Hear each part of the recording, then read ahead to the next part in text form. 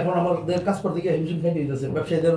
এই বিশাল প্রবলেম কি জানেন, ভ্যাট দিয়া এগুলি যে ব্যবসায়ীরাও খুব পেরেশানি আছে। আমরা এটা নিয়ে কীভাবে কাজ করা যায়, প্রতিটা অ্যাসোসিয়েশন যতগুলি আছে, ইলেকট্রিক, ফায়ার ফাইটিং, এগ্রিকালচার, সবাই একসাথে আমরা একটা পয়সা এটা নিয়ে সামনে আমরা আগাবো। এই ভ্যাটটা একটা বিরাট মাথার বোঝা ব্যবসায়ীদের জন্য। সামনে আপনাদের একটি প্রোগ্রাম আছে, সেই বিষয়টা একটু জানবো। প্রোগ্রামটা কি?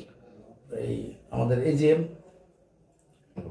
অভিষেক, পিকনিক একসাথে আমরা, সময় কম যেহেতু একসাথে আমরা এইটা করতে চাইতেছি, মানুষ যাতে বিনোদন পায়।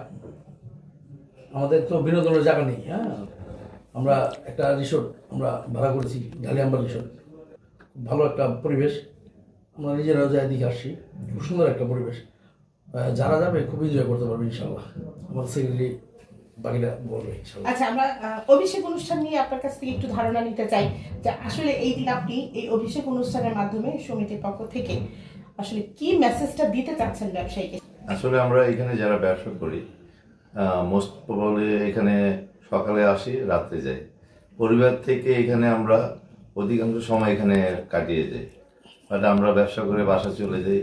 এই মনে যে এক ক্লান্তি, বছর শেষে যদি আমাদের এই যে আমাদের সংগঠন, বিভিন্ন সংগঠন আছে, আমরা যদি একটা সুন্দর মতো একটি বছরে একটি প্রোগ্রাম হয় বা বছর 2-1 পরে একটি প্রোগ্রাম হয়, এই ধরনের প্রোগ্রামটাকে যদি আমরা সুন্দর মতো পরিবেশন করতে পারি, তাহলে ব্যবসায়ীদের সাথে যারা যাবেন, তাদের পারিবারিক সদস্যরা, তারাও গিয়ে একটু বলতে পারে যে তোমাদের ব্যবসায়ী, আপনাদের সকলের ব্যবসায়ীদের যে একটি সংগঠন, এই সংগঠনের যে আয়োজন আছে, তাদের যে পরিকল্পনা আছে, খুব সুচিন্তিত এবং শৃঙ্খলিত।